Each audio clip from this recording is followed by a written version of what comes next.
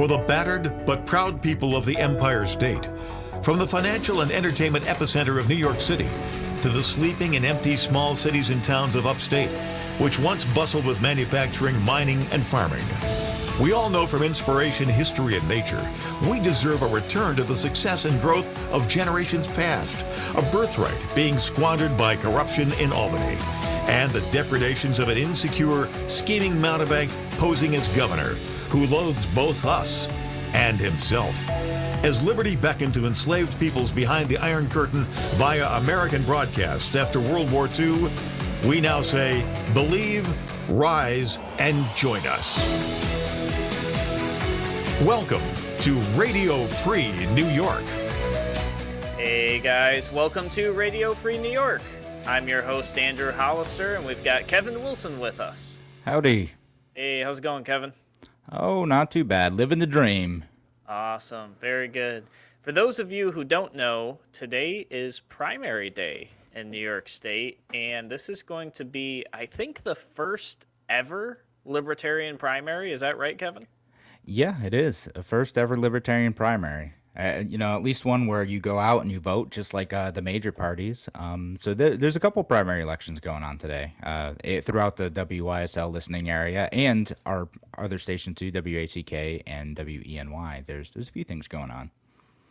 Yeah, and I'm pretty excited. So I got up this morning. I went out. I did my civic duty. Actually, I don't have my "I voted today" sticker. It's in the car. It doesn't count then. So, they don't count your vote count. unless you Gotta wear go the back sticker and do all it. day. You got to take a selfie after too. Yeah, for sure. Although I will say, you say it doesn't count. So I walk into Board of Elections, which it was in a totally different area this time. Before it was kind of like an assisted living facility, and I wonder if because of COVID they relocated the where the polling site is. So I go in there. It was not well marked to begin with. Like, I only knew where we were going. If I didn't know, I wouldn't have found it. You go into like this hidden secret little back door that has a little "vote here" sticker on it. So we get in there. I go up to the table, give them my name, and the guy says, "Oh, you must have voted somewhere else already." I said, "Nope, I haven't. Not this election." And he says, "Oh, well, you don't have a ballot then. There's nothing for you to vote on this time around." I said, "No, I definitely have a primary to vote on." Yeah. And so he flags somebody down. They come over and they look at the system, and they're like, "Oh yeah, Libertarians don't have a primary today." So I pulled up on the Board of Elections website my voter record, and I showed them a copy of my sample ballot, which shows indeed there is a primary today for the Libertarians. And they're like, "Yeah, that's weird. It must be a problem." So they called over to what I'm assuming is Board of Elections. And the person said, "Oh, yeah, he's registered Libertarian. There's no Libertarian primary today." And Wow. I was like, "No, there is. I know that there is." So somebody in the back corner overheard the conversation, came over, and she's like, "Well, if there's a local primary, you have to come to this other table to get your ballot," which this wasn't noted anywhere. This was the first, table that was open. We went there. Nothing says like presidential primary versus local primaries. And clearly, the thing that was most concerning for me is that 3 or 4 Board of Election staff that I worked with had no idea. Like, they were there. They were the people greeting you, telling you where to go, and they didn't even know that if you weren't registered Democrat, because that's their immediate assumption when you live in the city, that you must be registered Democrat. They had no idea that there was another primary going on at all, and that you could even participate in voting if you weren't a Democrat. Yeah. So that's a very important thing to know. Depending on where you live, there may be up to 3 tables for you to vote. There's one for presidential primaries, and that's only Democrats. The Libertarian primary for that was canceled because the Libertarians already have the candidate, so do the Republicans, and so do the Greens. And then you have a special election table if you live in a district with a special election, like New York 27, which if you live in Livingston County, Ontario County, Orleans County, out to Erie County, Niagara County, all those places, A New little York special sliver of election going Monroe on. too. Little tiny sliver of Monroe, little couple of southern towns, and Hamlin up in the north end. So there's a primary with 4 candidates in it. I got a bit freaked out actually. I went and voted early, and I asked to like inspect the ballots because on the Monroe County Board of Elections website for the special election, it only lists the Republican and Democrat. Oh, that's not good. So if you look at like under the special election sections, you see that, and it just says the 2 Democrat and Republican candidates, and I'm like, hey, I want to make sure that like a random person in the New York 27 is going to see this actual ballot. So they ended up showing me an affidavit ballot from that district, which did have all the candidates on it, but it was a little bit weird. Good, good. And then I said, so there's the special election, the presidential, and then there's the local, right? So like in Monroe County, there's a couple primaries, well, 3. There's New York 27, which there's 2 libertarian candidates running for the congressional spot. In Monroe County, there's the county court judge. There's 2 candidates who are trying to get the Libertarian Party line for that. And then there's a town of Pittsford race where there's 3 judge candidates trying to get the Libertarian Party line, which none of which, by the way, actually got the endorsement of the party, just FYI. Yeah, they I just have some went out inside there info and on did it. that. Yeah. Yeah, and for those who are listening to the show, this probably isn't your first time listening, but if it is, Dwayne Whitmer obviously has our support, and Meredith Vaca also has our support. The party support. Yeah. Yep, for sure. But there are candidates running in those races. You can check it out. That's something you do. And then there's like the Republican primary for New York 27 too, and there's several candidates running in that race. That's been a really hotly contested primary. I think the Democrat is unchallenged in that New York 27 race. In New York 25, there's a Democratic primary too for the congressional seat. I mean, and there's primaries all over. Those are just some of the big high-level ones in the area that we live. So while the economy is suffering and everybody's struggling to get through, politics is still running rampant. It sure does. Yeah, absolutely. I'm ashamed. But, so I ended up voting early, though. I voted early Like on last Saturday. week or something? Saturday? Yeah, no, I ended up voting on Saturday just because the early voting place was kind of as easy to get to as my regular voting place because they canceled all of the polling places that I could walk to in my neighborhood, and I had to go like way down Parcells to go and vote. And I'm like, oh, well, if I'm going to have to drive 10 minutes anyway, I'll just go and vote early. Yeah. I planned on voting early, but I didn't get around to it. It was so busy, so I ended up doing just regular election day. Yeah, nothing wrong with that. Nothing wrong with that. And voting early was a decent enough experience for me too. I went in, I told them my name, and they're like, "Oh, there's like a dozen Kevin Wilsons in here," and I'm like, "Yeah, I know that happens." So it took them a minute to find me. John Smith or something. I know, right? But there's a bunch, and they're like, "Well, are you Kevin Wilson in Webster?" I'm like, "No, I'm Kevin Wilson in Rochester." "Well, you Kevin Wilson in Irondequoit?" "No, I'm Kevin Wilson in Rochester." But they got it. The ballot was correct. I was able to vote in one primary, so I was able to do that, and it was fine. They had the little iPad things and whatever. I could have gone and done everything ahead of time, so they could have scanned it and saved myself some hassle. But yeah, I didn't do that. I got lazy. Just showed up. Yeah. Well, so what was interesting is I think Board of Elections, I don't know if the training was different this year or what, but after I put my ballot in, the guy who was there as I want to say volunteer, but they actually get paid. So the Board of Elections employee says, "Oh, you only submitted one ballot. You can have 2. Would you like another one?" And I was like, "Oh, that's not how this works." And he's assuming that I'm a Democrat who didn't cast a ballot for presidential or for local. But that was pretty scary and concerning to me. Like that it just seems like they're not together this year. Once again, I don't know if it's lack of training. Maybe it's a bunch of new people working. Maybe it's just confusing because of the multiple tables with the multiple ballots. I don't know. Yeah. But there's definitely a lot going on there, and it's something that like I think everyone needs to keep an eye on. A lot of people doing absentee ballots this year, so the results may end up being delayed a full week.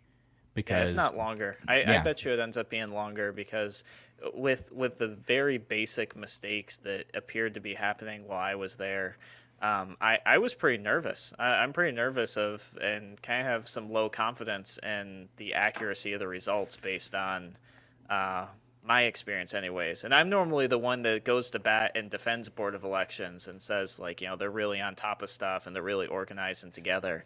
But this time I just didn't feel that way. No. So, all right, guys, you're listening to Radio Free New York. We're going to take a break. We'll be back in a moment.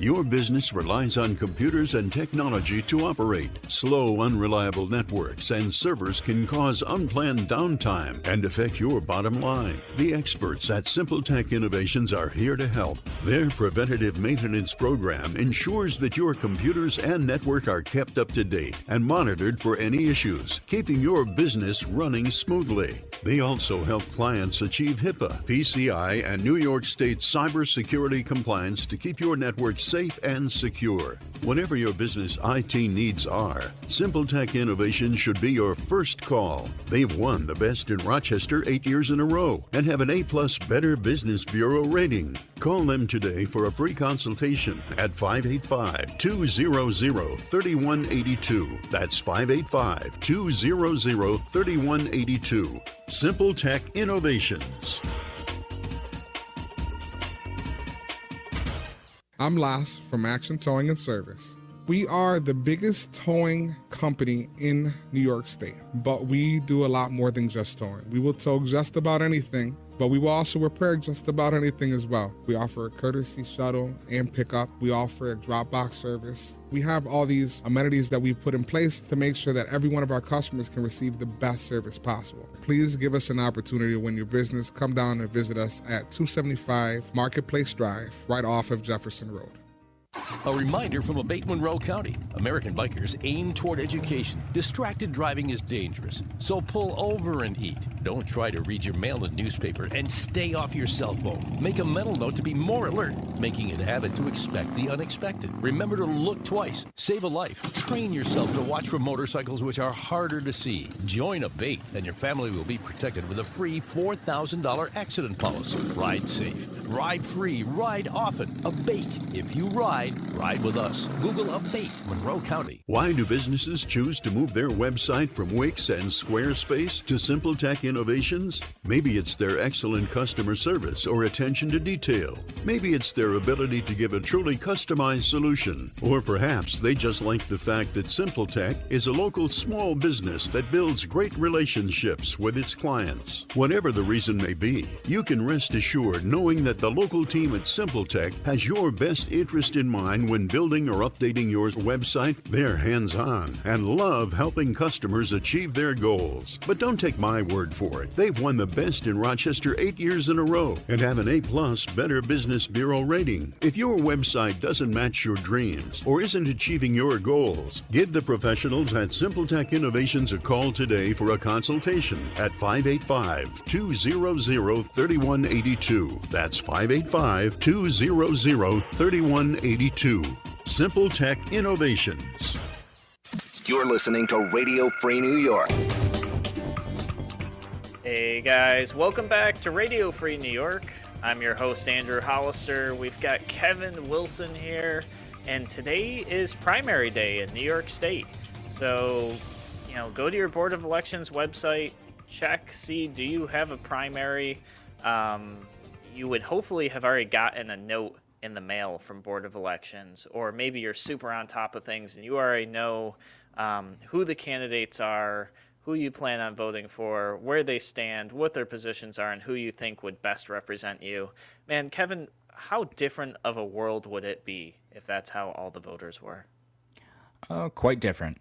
Although you might still not want to vote afterwards, but it's fine. It could very well be. But no, that's it's super easy to figure out where you vote, and who the candidates are on the ballot. And if you're enrolled with any party, you know, a lot of parties do have primaries today, whether you're Democrat, Republican, Libertarian. I don't know of any Green primaries, but I'm sure there are in some parts of the state. Yeah, but you should do your research while you can, even if it's just for the day. Make sure you're not going in and just blindly supporting someone that you know, either know their name or you know their party. Just be informed on their issues. Know whether or not they're going to represent you well. Yeah, and I think you know, even Working Families and Sam Party, I think, had primaries today as well. Yeah, no, that's Working Families Party. That's a good one. That's a good point.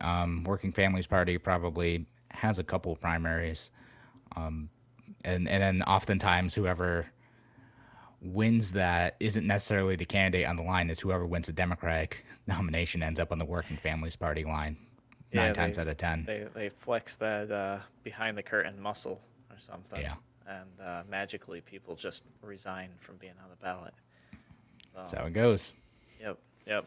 One thing that we did want to encourage you guys, though, is if you did go out and vote today, or you did have early voting, we'd love to hear about your experience at the polls. You can call in or comment in. The phone number is 585-346-3000. Once again, that's 585-346-3000. Or you can hop on Facebook or YouTube, search Andrew C. Hollister, and you should see the live stream. I see a couple of you guys are commenting in the live stream already. Feel free to jump in and be a part of the conversation. Yeah, no, we'd love to hear what your experience was like, whether or not it was good, whether or not you ran into any trouble, or, you know, if you have thoughts on candidates that you supported, we're happy to talk about that too. Or if, like my experience, they just offered you extra ballots. I mean, yeah. How many times can I vote? 10, 20 times? Yeah, you know, I kind of, you know, just kind of naturally, I go, oh, no, of course not. I don't need that because that's, I guess, the right thing to do. But I'm sitting here like, no, I should have said, yeah, give me another ballot just to see what happened. And now I'll just never know. I'll never know, like, did they actually check something, or were they just going to hand me another ballot? Like, now I don't know, and now I really wish I knew. So, come on, Andrew, vote early, vote often. You know how it goes. Multiple times in one day. You don't even have to leave the place. I don't know. No, I kind of suspect that they would have like ran my information again and then just gave me the same spiel as before. Oh, you can't have a ballot. Yeah, and like I'm sure they were looking at, they're figuring like, oh, this is a person who should have voted in the Democratic primary or whatever. Yeah, because I don't know. Do I look like your typical Democrat? Do Democrats have a typical look? I don't know. Maybe. I don't know. That's what you look like. So you're voting in the city. That's you know, they just assume like, that's enough stereotype, I guess. Yeah, and you know, so you can vote if you don't want to vote for creepy Uncle Joe. There are other options. They're not going to win, but you know, you can vote for them. I think it would be great if somebody else won. Like someone in New York primary. Like New York primary rolls around and like somebody who's on the ballot who dropped out like well over half a year ago wins. That would just be great. It's going to be like Bernie or something though. That's the only issue. I'm not sure I'll be thrilled about that. No, yeah, Bernie's got too much of it. I want it to be like a really obscure candidate that like dropped out like really early, but still somehow ended up on the ballot. No. I think it'd be fun if Yang won. Yeah, we could get that bag. Yeah, that would be great. Imagine the headlines if Andrew Yang won, and you just like you open up your newspaper. For those of you who get it, the rest of us are on our smartphones, and you just scroll and you see the video of Andrew Yang spraying Cool Whip into a supporter's mouth during one of his campaign events. It's like Andrew Yang wins New York. Yeah, no, that's definitely the photo that they should use. I mean, they won't, but they should. Yeah, if I was running a press room, that would be what I would choose right there. Love it. No, but yeah, we'll see how things go. I mean, there's also like delegate stuff. So like if you live in some areas, right, you can vote for like the Libertarian Party has state committee delegates too. You can vote for them. The Democratic Party has a similar system as well, where you can vote who represents you on like the county and state level and at the national convention. So you have all these other delegates. So if you can, do some research into that stuff and see like who are you actually voting for in these situations. Out in Judicial District 8 for the Libertarian Party, there's two competing slates going on.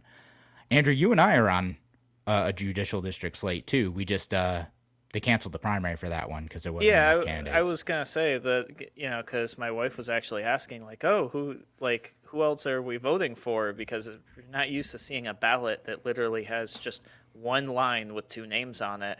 And so I had to explain to her, like, theoretically, I would have been voting for us. But because that was canceled, that's no longer the case. And there wasn't anybody to primary against us anyways. Yeah. Although you would think that they would still allow it for write-ins, but I don't know Yeah, how we opportunity thought so. to ballot works in that situation, if that's even an option. I don't know. Yeah, no idea. But that was technically a race that was today, but they just all the candidate slate won by default. But Western New York, there's a very contentious race going on. There's just two competing slates for those state committee spots for the Libertarian Party in New York. So we'll see how that ends up going out today and see which slate exercises their get out the vote game the best. Yeah, so if you're a libertarian in Western New York and that district, your vote could actually determine, was it 2 years? Is it a 2-year stint? Yeah.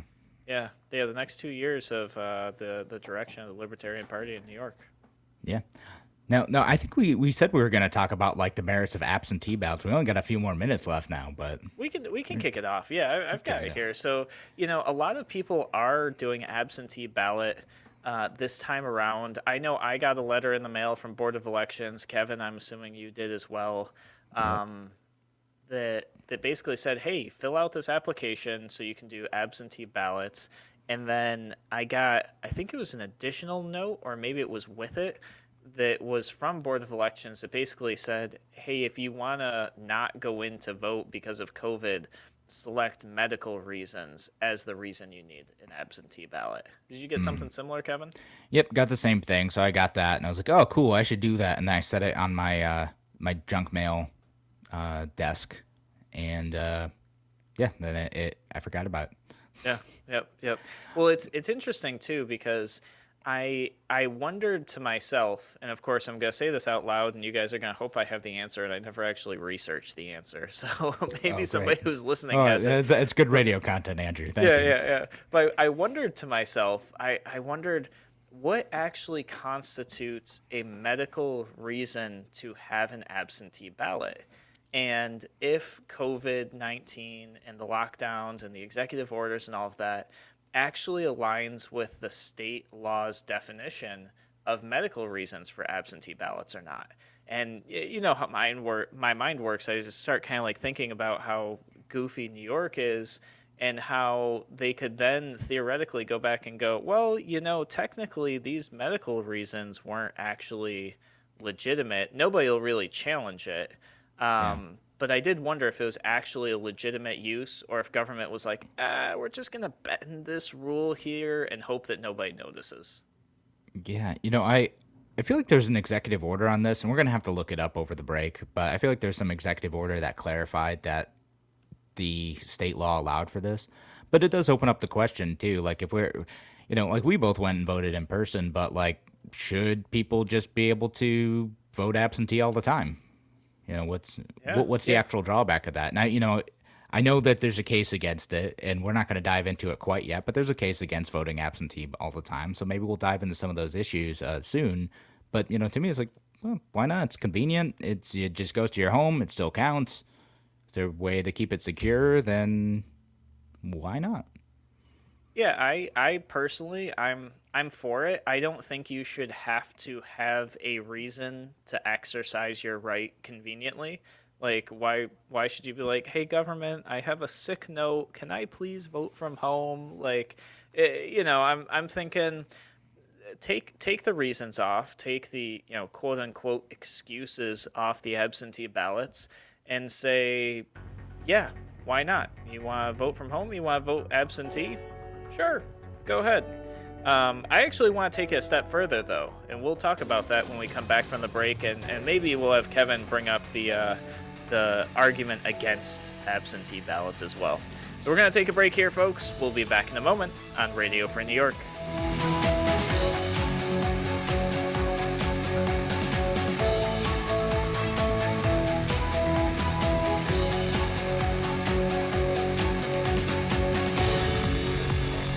more than twice the power.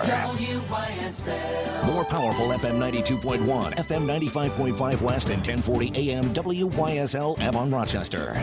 Here's the latest forecast from the News 10 NBC Weather Center for tonight.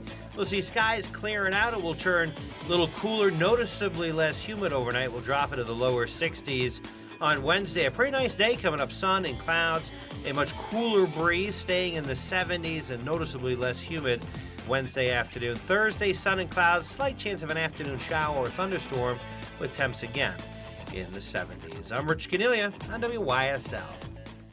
At Victor Chevrolet, we want you to know we are here for your transportation needs. Our factory-trained specialist in the Victor Service Department can expertly handle any repair. Our concierge service can arrange for pickup and delivery of your vehicle if you choose. We are here for repairs, maintenance, inspections, warranty work, and recalls. Victor Chevrolet can help no matter where you bought your car or truck. And if you need a new vehicle, Victor can sell you a car virtually on our website, victorchevrolet.com, or by appointment at our store. Call 869-6196. Trade-ins, financing, leasing. They're all available remotely and at your convenience. We're here to fully serve Chevy customers in Victor, Canandaigua, Macedon, Fairport, and throughout the Metro and Finger Lakes. Depend on Victor Chevrolet, here for you with sales or any service issue, no matter where you bought your vehicle. Give us a call at 869-6196 or visit victorchevrolet.com. You can depend on the team at Victor Chevy for all your transportation needs, now and in the future. There's a place in the village of Avon you and your critters will love. Whether they're big or small, whether they've got hair, fur, or feathers, Avon Feed fits every need. There's a full selection of pet foods for dogs and cats, bird feeders, suet, and dry shot boots and garden shoes. They've got grass and clover seed too. Check out their frequent flyer birdseed program. Buy 10 bags of birdseed, get the next bag free. Choose farm feeds and great equine products like Blue Seal and Nutrina, plus pull and grains. Everything for your pet from feeding bowls to toys, leads, collars, and tie-outs. Avon Feed and Supply has what the big pet chain stores will never have. Tim Cole and his great knowledgeable staff. And if you think you'll save money at that pet superstore, well, think again. While you're at Avon Feed, don't forget the two-legged pets with River Wrap 1000 Island cheese and great flavors including hard to find mean and nasty. Plus, once again, nut butters, Nunde mustards, and Rickles pickles. Open weekdays 9 to 6, Saturday 9 to 4. Avon Feed and Supply. West Main Street at the bottom of the hill, just west of the Circle. Your business relies on computers and technology to operate. Slow, unreliable networks and servers can cause unplanned downtime and affect your bottom line. The experts at Simple Tech Innovations are here to help. Their preventative maintenance program ensures that your computers and network are kept up to date and monitored for any issues, keeping your business running smoothly. They also help clients achieve HIPAA, PCI, and New York State cybersecurity compliance to keep your network safe and secure. Whatever your business IT needs are, Simple Tech Innovations should be your first call. They've won the best in Rochester 8 years in a row and have an A+ Better Business Bureau rating. Call them today for a free consultation at 585-200-3182. That's 585-200-3182. Simple Tech Innovations. Here's to looking forward, to resilience, brighter days, and support when it's needed most. Like sharing $20 million with members right now. It's more than a thank you. It's giving back to help our community thrive. Because with ESL, you're part of something bigger. You're our partner in growing Greater Rochester. Get details about the ESL Owner's Dividend at esl.org. Qualification for the Owner's Dividend and membership is subject to eligibility. Payment of a dividend is not guaranteed. Show World. Show World. Mount Read, Henrietta, Waterloo. 8 a.m. to midnight, Monday through Saturday. Sunday, 12 to 12. 1212 open. Welcome in. We're open up. DVDs, magazines, incense, water pipes, adult products, lingerie. Show World, now open. Tom Walls has made small batches of root beer in each store since 1955. I'm Riley, and I want to cook you the juiciest cheeseburger, crispiest fries, and serve you a Tom Walls frosted mug of root beer. Tom Walls. You're listening to Radio Free New York. All right, welcome back to Radio Free New York. I'm your host, Andrew Hollister. We've got Kevin Wilson here with us. We're going to talk a little bit more about absentee ballot. I know Kevin has an argument that somebody's using against it, but before we do, it sounds like we've got Garrett on the line. Garrett, welcome to Radio Free New York. Hey, guys, how's it going? Good. Thanks for calling. Good. I'm on my way to vote over in beautiful Kennedy, New York for the Judicial District 8 Libertarian Party committee election. Awesome. Fantastic. Very good. I just want to encourage anyone else in Allegheny, Cattaraugus, Chautauqua, Erie, Genesee, Niagara, Orleans, or Wyoming County to get out there and vote as well. Now, Awesome. Garrett, are you on that slate? I am on that slate along with Andrew Kolsky, Adam Allen, Aaron Becker, Peyton Kunzelman, and Len Morlock, and the great Dwayne Whitmer, who's also on the ballot for a couple other races. Yeah. There you go. Yeah, Cool. great. I figured I'm a There's a lot of Patreon, names so I there can- that I I can recognize. plug Good the slate. people. What's Yeah, that, why Andrew? not? I said that there's a lot of names there that I recognize. A lot of good people. Yeah, I can't wait to work with you guys, hopefully. Yeah, no, absolutely. That would be really exciting. Garrett, thank you so much for calling. Guys, absolutely. If you are a registered libertarian and you're in that district, you got to get out and vote. It could be a handful of votes that determines that election. Yeah, absolutely, and best of luck in your race, Garrett. But yeah, so we're talking about kind of absentee balloting, things like that. And So tell me why, who doesn't like it and why do they not like it? So, like, we've seen some stuff coming out from President Trump being opposed to absentee balloting. Like, there's talk in Congress about giving, kind of local and state board of elections additional resources to handle an influx of absentee balloting. And what comes from President Trump and what comes from a few other people is that absentee balloting creates a greater risk of voter fraud because you're not there voting in person, confirming to someone your identity. Anyone could, in theory, fill out this document that's sent to you and that you sign. They could forge your signature and they could send it off and do their thing. So that's the argument against it, is that because someone isn't watching that process and because someone isn't looking that over and checking everything, you could do some things that could create a situation where people could either vote multiple times or vote on behalf of a person who may not necessarily share those views. You don't have the control that you get with an in-person voting process, although they don't check really your ID do or that anything in person, New yeah. York anyways. I mean, they don't check ID, they don't ask for anything. They basically ask for your name, and they'll even give you your address for you, you know. So they'll say, oh, are you so and so? Yep. Yeah. You live at this address? Yep. Okay, sign here. Yeah, So I mean that's pretty much how it goes. Like, especially with the early voting thing, it is a little bit strange because I was like, hey, I'm Kevin Wilson, and they're like, are you Kevin Wilson who lives at such and such address in Webster? I could have been like, you could have yep, said yes that's and then me. go somewhere else. Yeah. Yeah. Yep. And then gone to another polling places, and no one would be the wiser. I could have voted on behalf of them for whatever they're registered as. They didn't check anything. So I mean, it's a fair criticism of early voting too, which has some flaws with it, and with again with the mail-in voting, I think the actual incidence of fraud for that is pretty low. There's nothing to suggest that there's a significant amount of fraud going on. The only significant fraud case that's happened as it related to absentee voting was that race in, I believe it was North Carolina. There's a Republican candidate who had collected a bunch of absentee ballots and submitted them, which is a no-no. You're apparently not supposed to do that. That's a problem for sure. So I occasionally bring this up, and I know it really freaks people out. They get nervous about it. They get the tinglies, everything. I'm all for online voting, and I truly believe that you could set up online voting in a way that is way more secure and accurate than the paper ballots that you're mailing in, the paper ballots that get scanned into the machine when you go physically to the polls. There's ways that we could do this to have it not only be secure, but also transparent. So there shouldn't be any question about well, where did these extra votes come from? I think we could use things like blockchain technology, which is public, it's transparent, and you can't change it. Once an entry is put in there, you can't alter that entry. And everybody can see publicly that the data is valid and hasn't been tampered with. And, maybe we'll get somebody on the show that can explain the blockchain technology in a way that it would take a whole show easily, probably like 4 shows.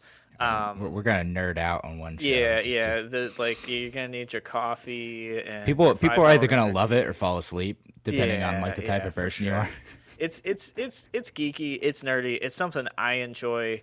I don't know enough about it to talk super technical, but what I do know is you can't alter the data, and it is transparent. Anybody could check it. And those 2 things are things I think are really important for our elections. When I casted my ballot today, it didn't even give me a receipt as to who I casted my ballot for. And I can't then go online and check and confirm that my ballot was actually counted. Imagine if we just had that little minuscule of accountability, how much better people would feel about their elections. Yeah, no, I mean, I think it'd be a good thing. We do a bunch of other stuff online that I think requires an even greater level of security. Like I can apply for loans online, credit cards, manage my student loan stuff. All of that stuff requires a greater verification of identity than going to vote.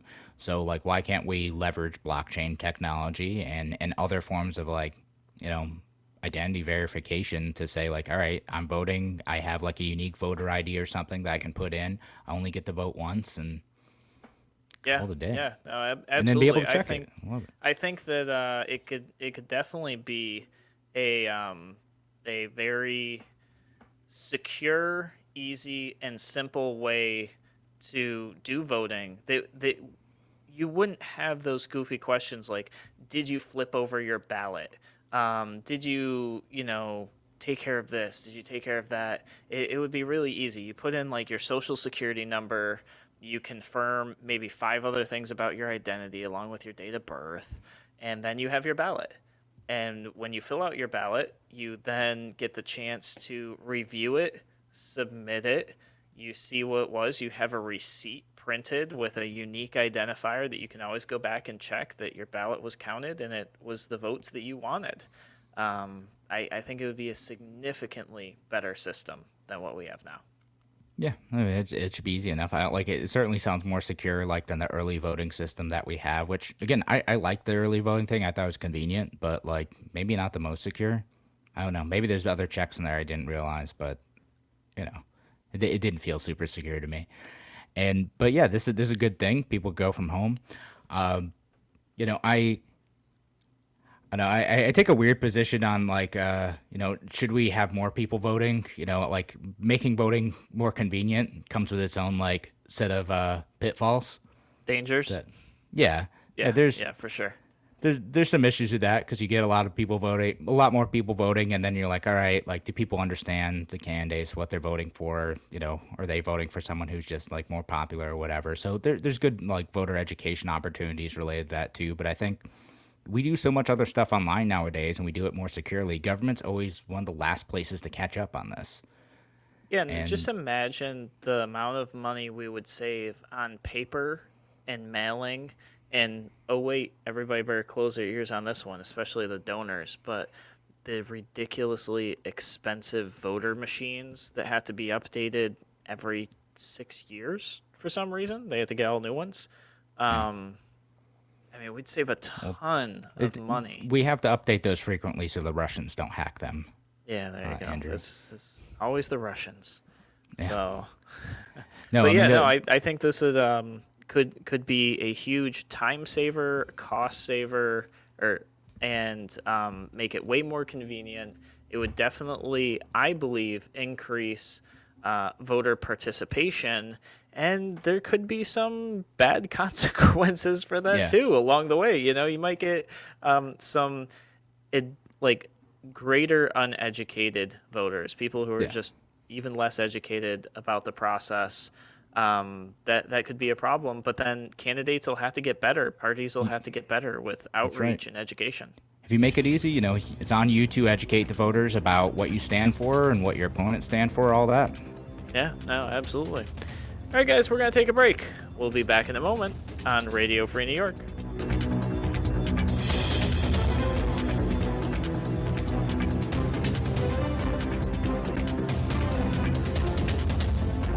Why do businesses choose to move their website from Wix and Squarespace to SimpleTech Innovations? Maybe it's their excellent customer service or attention to detail. Maybe it's their ability to give a truly customized solution. Or perhaps they just like the fact that SimpleTech is a local small business that builds great relationships with its clients. Whatever the reason may be, you can rest assured knowing that the local team at SimpleTech has your best interest in mind when building or updating your website. They're hands-on and love helping customers achieve their goals. But don't take my word for it. They've won the best in Rochester 8 years in a row and have an A+ Better Business Bureau rating. If your website doesn't match your dreams or isn't achieving your goals, give the professionals at SimpleTech Innovations a call today for a consultation at 585-200-3182. That's 585-200-3182. SimpleTech Innovations.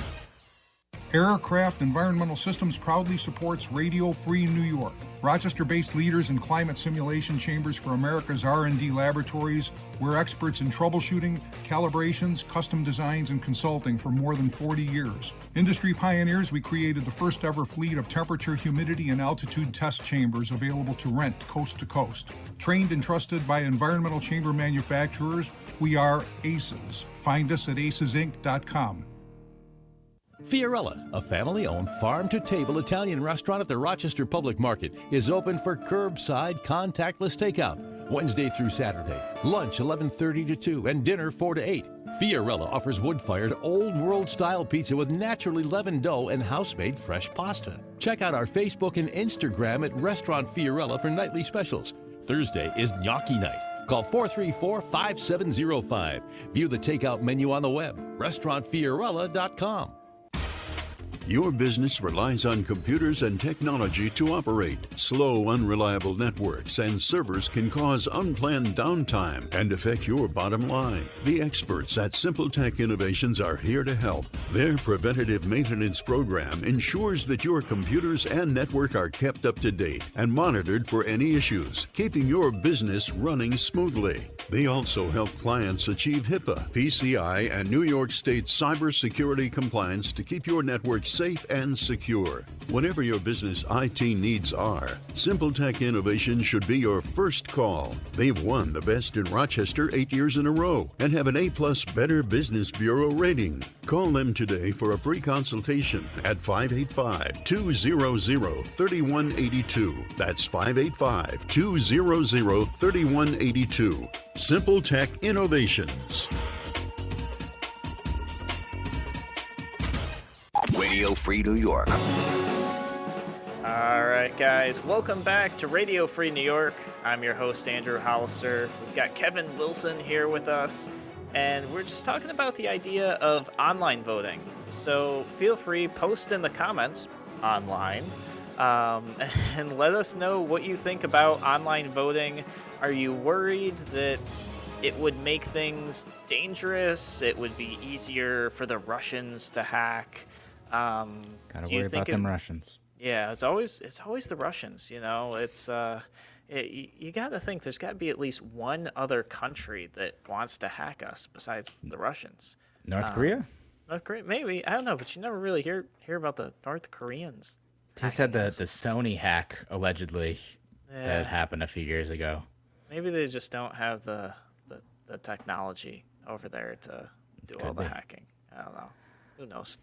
But yeah, you know, tell us what you think about online voting. I personally think that it could be very secure. It could be way more transparent than what we have now.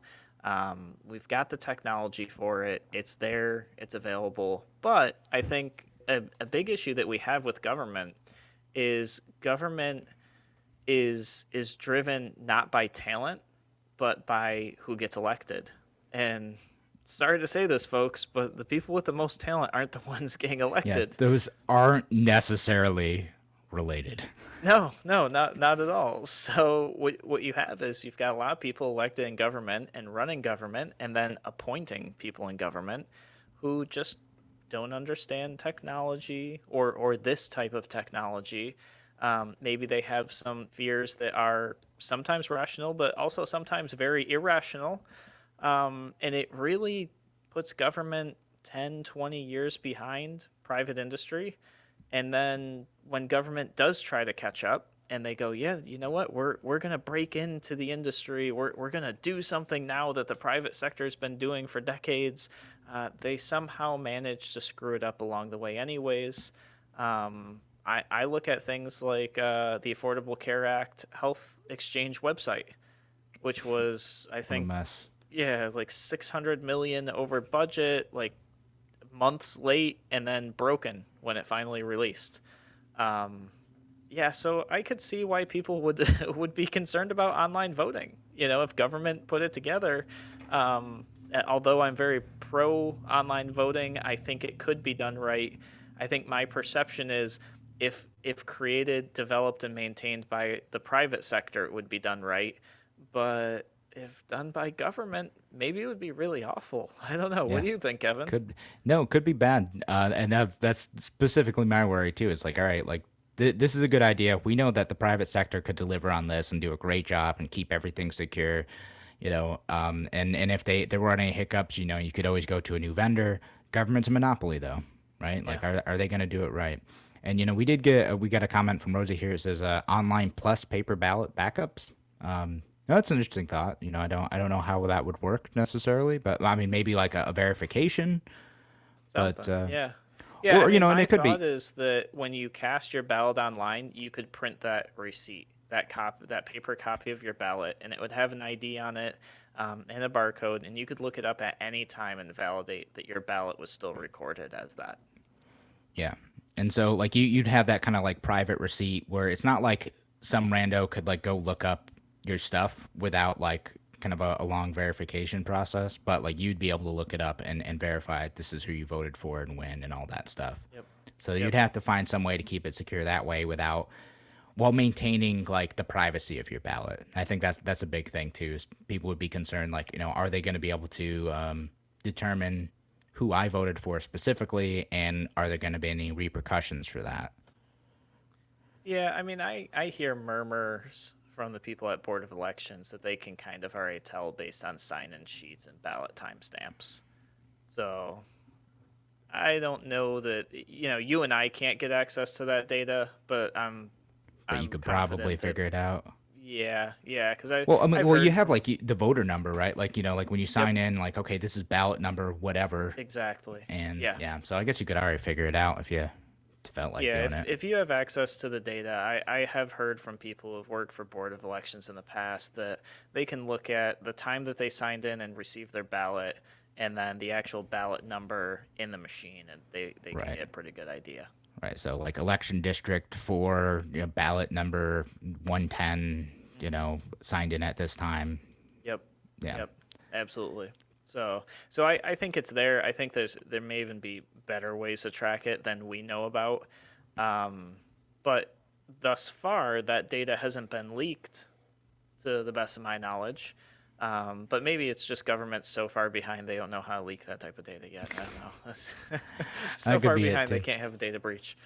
But yeah, so I think online ballots is the way to go. It would be great if I could just, you know, get an app on my smartphone and just participate in all of my government things. I want one government app that I can pay my water bill, pay my taxes, do my voting all in one spot, and I want it to work. To install, like, I mean, you probably need an app for every level of government. That's what's going to happen. I don't want that, Kevin. You're going to get so many many apps. And they're all going to ask for way more permissions than they really need. Yeah, like, hey, wait a minute.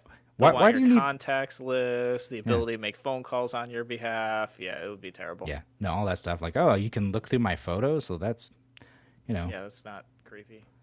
Yeah, that's at any time, even without me turning it on. Cool. All right.